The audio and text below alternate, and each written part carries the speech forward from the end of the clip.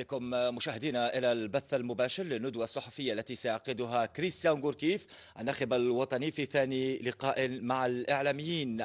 إذن الندوة الصحفية انطلقت، نترككم نستمع إلى ما سيقوله كريستيان غوركيف، نعود بعد ذلك. Sur le programme, donc on va avoir une séance à 17h, donc vous pouvez assister au début de la séance. On a eu une réunion déjà ce matin où on a bien calé les choses sur le plan tactique, sur le plan de l'organisation. Demain, deux entraînements, donc 10h et 17h. Samedi matin, on aura une séance à 9h30 avant de s'envoler donc pour Addis Abeba à 13h. Voilà. Et puis vendredi, donc, il y aura la mise en place sur le stade d'Addis Abeba à 16h du match pour jouer donc le samedi à 16h. Le retour se fera dans la soirée sur Alger. Les objectifs, évidemment, je pense que le groupe perçoit bien les échéances importantes avec ces deux matchs, puisque bon, la qualification va jouer en 6 matchs, donc là on va quand même jouer une carte importante. Donc il y a bien sûr ces deux matchs qui sont importants, et bien sûr, comme c'est mon intronisation, il y a aussi à travailler parallèlement sur le moyen terme, donc à mettre en place aussi des nouvelles options de jeu. Donc c'est pour ça que ça va être aussi compliqué, mais enfin il va falloir qu'on arrive à faire coïncider des objectifs de court terme et puis de moyen terme, donc qui est de la construction aussi d'un nouveau projet de jeu. Voilà, en ce qui concerne l'Éthiopie, on a recueilli des éléments, mais bon, qui datent un petit peu, puisque il y a eu la CHAN, et ça date un petit peu. Il y a aussi bien sûr les matchs de qualification de la Coupe du Monde qu'on a visionnés. Bon, ils ont un nouvel entraîneur, donc ça aussi, ça peut changer la donne. Bon, et puis on sait qu'ils étaient en stage de préparation au Brésil depuis au mois d'août, donc sans leurs joueurs internationaux. Enfin, ils ont eu le temps de se préparer. Mais voilà, il y a le problème de l'altitude évidemment, mais ça on en est conscient, mais on n'a pas de remède particulier. Et puis pour le reste, on va se préparer techniquement et mentalement pour ce match qui est bien sûr très important. C'est important de bien débuter cette campagne de qualification. Voilà, donc je suis ouvert à vos questions. Alors vous pouvez commencer à poser vos questions. Juste pour vous dire qu'il n'y a pas de micro, donc parlez un peu plus fort, posez votre question distinctement, d'une manière succincte et précise, pour poser une réponse succincte et précise. S'il vous plaît.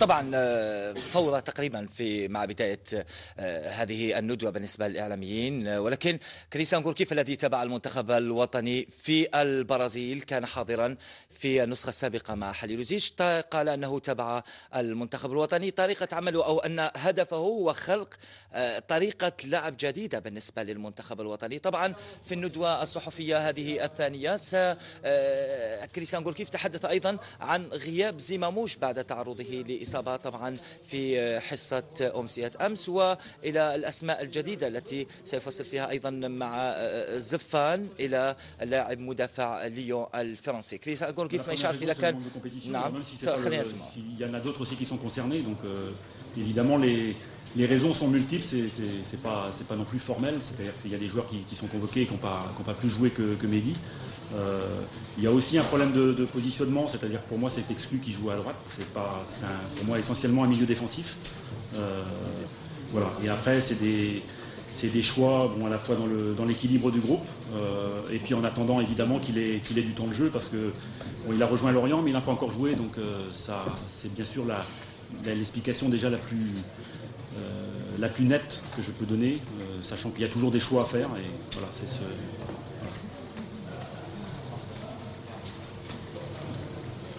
Allez-y. J'ai en fait une petite question. Première question. Une question par organe comme prévu, s'il vous plaît. Il y a du monde, comme ça chacun va être servi. Vous avez supervisé 3 matchs sur le national. Quelles sont vos premières constatations? نعم الإعلاميين يطرحون الأسئلة نعم كريستيان غوركي تفضل. même sur le jugement des équipes. Je pense qu'il y a beaucoup de rythme, beaucoup d'intensité. C'est quelquefois au détriment de la qualité du football. C'est des matchs qui sont intenses. Voilà, donc alors s'il y a les premiers matchs aussi. Bon, on sent une pression qui s'exerce de façon dramatique quelquefois, comme on l'a vu l'autre jour, mais qui s'exerce aussi, je pense, sur le terrain. Donc voilà, c'est un peu le constat que je fais. Ça gagnerait certainement à plus de sérénité, à avoir un jeu plus posé. Bon, après, sur le plan tactique, bon, je ne vais pas porter de jugement non plus. Bien sûr, sur les matchs que j'ai vus, j'ai des enseignements. Il y a des joueurs qui sont des jeunes joueurs. Bon, il y a beaucoup de dynamisme, mais je dirais ça mériterait sans doute d'être plus canalisé que cela, mais c'est sans doute le contexte aussi général qui conduit à beaucoup d'intensité et au détriment de la qualité du jeu, certainement. Allez-y. Alors, regardez le journal Khabari Yafi. Donc, on sait bien que vous préférez toujours jouer le 4-4-2, ce système-là, alors que votre équipe nationale jouait lors des 3 dernières années avec des fois 4-2-3-1 ou bien 4-3-3. Est-ce que vous croyez que vous avez le temps pour changer ça avant ces 2 matchs contre l'Éthiopie et contre le Mali, ou bien vous allez opter pour le même schéma et le même système de Baïd al-Lutzik et vous allez faire des changements au fur et à mesure dans les 6 prochains mois? Non, il faut qu'il y ait un commencement à tout. Donc le commencement, on va partir sur les options tactiques. Après, le 4-4-2 tel que je le conçois, il est souple. C'est pas figé. On s'adapte aussi aux qualités des uns et des autres. Le tout, c'est de trouver un équilibre. Et comme je l'ai dit, c'est évidemment la qualification qui est importante, donc de gagner les matchs. Mais il faut aussi avoir le courage quelquefois de commencer quelque chose. Et en tout cas, en ce qui me concerne, je viens ici avec mes idées et on commence à travailler sur ces options, avec la souplesse qui est nécessaire évidemment pour s'adapter aux qualités des uns et des autres. Et on est toujours dans la continuité de quelque chose, donc je serai dans la continuité aussi. Et d'ailleurs, vous l'avez vu dans la liste, il n'y a pas beaucoup de changements, donc on continue aussi le travail toujours d'un prédécesseur et on laisse aussi quelque chose toujours après. Donc voilà, il n'y a pas de rupture totale, mais il y a une rupture certainement au niveau de la conception générale du jeu. Vidéo Islam, télévision arabe. Coach, quelles sont votre idée pour les points forts et les points faibles de l'équipe éthiopienne? Déjà, la première chose, on va s'occuper de nos points forts, essayer de gommer nos points faibles. Ça, c'est déjà une philosophie générale. Voilà. Après, sur le plan sur l'adversaire, bon, je ne vais pas m'étendre non plus. On a observé les matchs qui datent un petit peu, donc on ne peut pas prendre ça en référence totale, mais enfin on connaît quand même les joueurs, on connaît les points forts, avec un attaquant comme Saïd qui est très rapide. Voilà, donc il y a des caractéristiques, ils ont changé d'entraîneur aussi, donc il y aura peut-être des options tactiques un peu différentes. Voilà, mais avant tout, c'est déjà comme ce sera le cas tous les matchs, c'est déjà d'être performant sur nos points forts et en essayant de gommer nos points faibles. Donc déjà se préoccuper de notre jeu et d'imposer le souci sera d'imposer notre jeu aussi à Addis Abeba.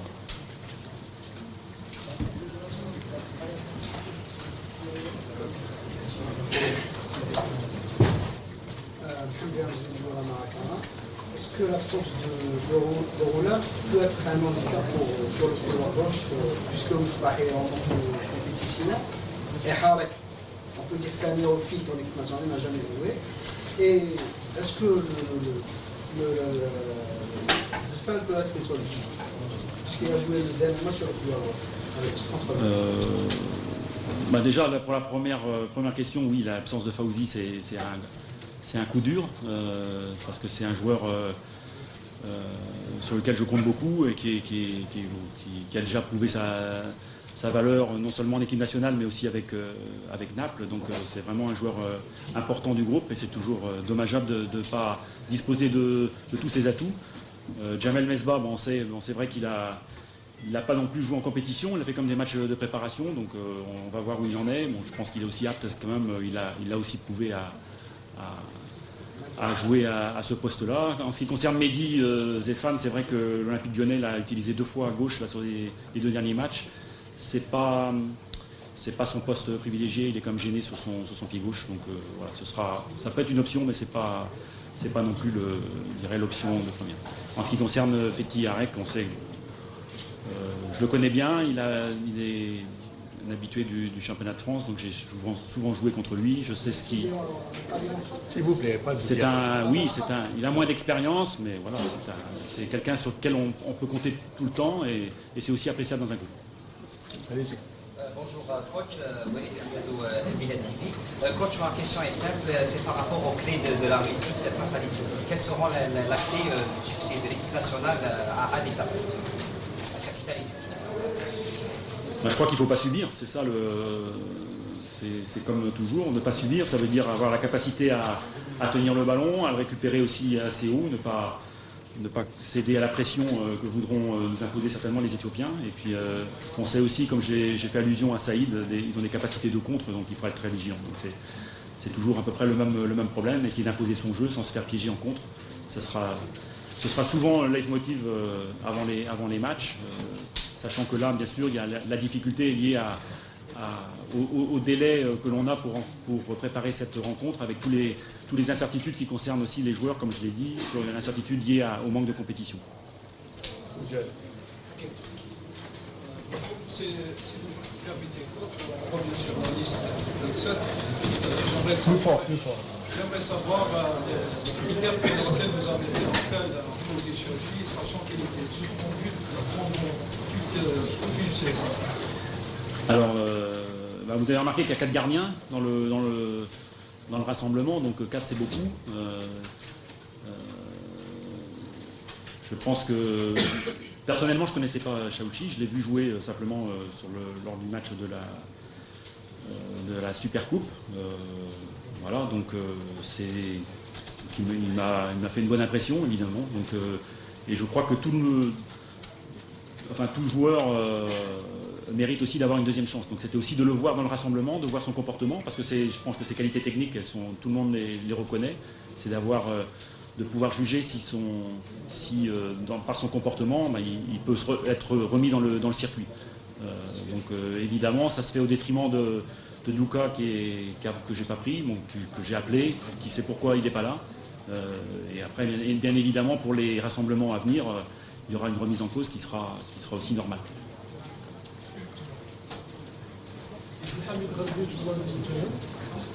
Monsieur, beaucoup tout le monde connaît le problème généré par les dates FIFA. Est-ce qu'on peut dire aujourd'hui que ce petit temps de stage, c'est un stage très court, est-ce qu'il est suffisant justement pour affronter cette équipe d'Éthiopie qui est une très très très bonne équipe?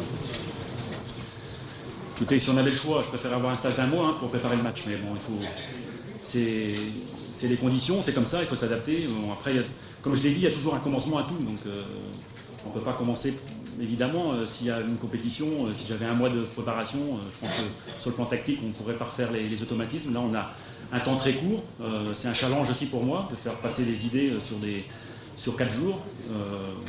Voilà, je suis assez optimiste quand même pour la capacité du groupe à intégrer, alors peut-être pas de façon parfaite, mais enfin en tout cas certaines données. Et voilà, après, comme je l'ai dit, c'est un groupe qui est dans la continuité de la Coupe du Monde, donc on ne va pas tout remettre en cause. Il y a déjà de par la composition de l'équipe, puisque ce seront beaucoup de joueurs qui étaient ensemble déjà au Mexique, au Brésil, et sur le plan de la combativité notamment, c'est un groupe qui a fait ses preuves, et bon, ce que j'espère, c'est on va retrouver ces valeurs-là, qui sont aussi des valeurs dans le haut niveau, évidemment, qui sont importantes pour gagner. On parlait tout à l'heure du flanc gauche, donc est-ce qu'à aucun moment vous avez pensé à Karim Matmour ou Nabil Belhadj? Disons que là on revient sur le passé, donc c'est des joueurs que je connais.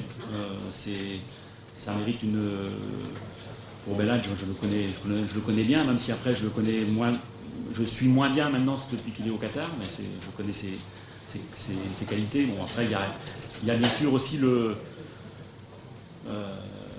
passé dont forcément, même si j'arrive, je dois en tenir compte. Donc c'est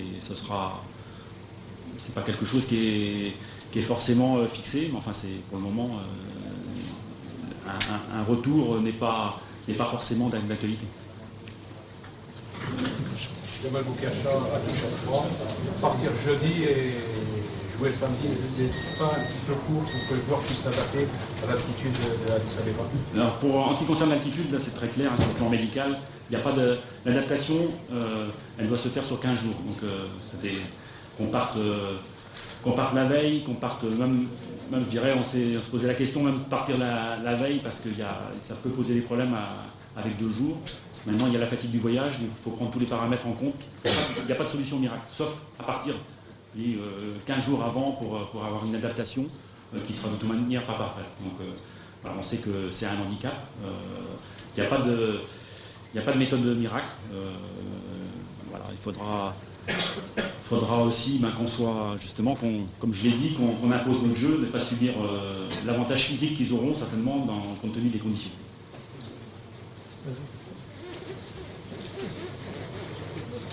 Après Azad, vous êtes le Grand d'Algérie. Est-ce que vous avez déjà en tête le 11 entrant face à ces parties? Je dirais que j'ai des idées, j'ai une ossature, et après, évidemment, je dois voir l'état de forme des uns et des autres aussi. Donc, mais disons que j'ai une idée, évidemment, avec quelques points d'interrogation. Disons que j'ai des grandes options, oui, j'ai des idées. Maintenant, ça peut être remis en cause aussi après, à partir de ce que je verrai d'ici samedi. Est-ce que vous voyez que le premier match est décisif? Il n'est pas décisif. Mathématiquement, il n'est pas décisif, mais il est important. Il est important sur le plan mathématique parce que, évidemment, 3 points, ça nous place dans des conditions intéressantes. Et il est important aussi psychologiquement parce que c'est évident que ça nous placerait dans les meilleures conditions pour la suite. Mais après, ça reste une compétition avec 6 matchs.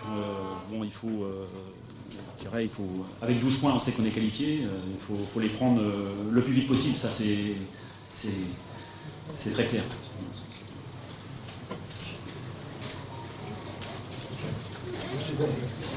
Bonjour. Le fait de voir la compétition avec 2 matchs un peu plus fort.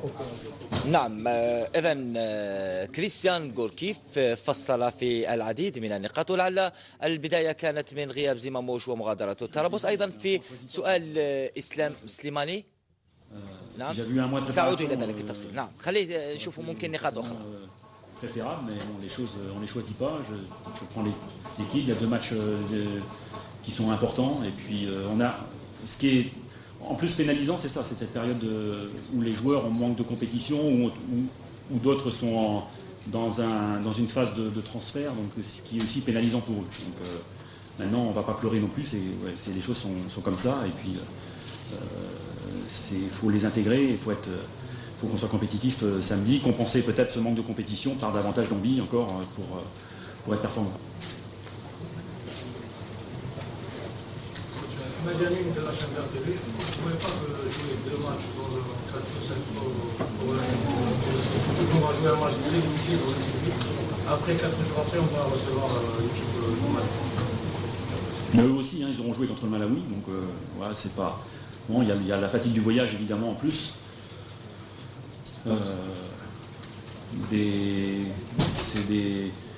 C'est une période évidemment où les joueurs ne sont pas encore au top de leur forme physique pour encaisser les matchs, mais bon, il y a pas. On verra chaque chose en son temps. D'abord, on va préparer le match de l'Éthiopie, et puis dimanche, on verra l'état de récupération, sachant qu'il y a des possibilités aussi pour que certains prennent le relais.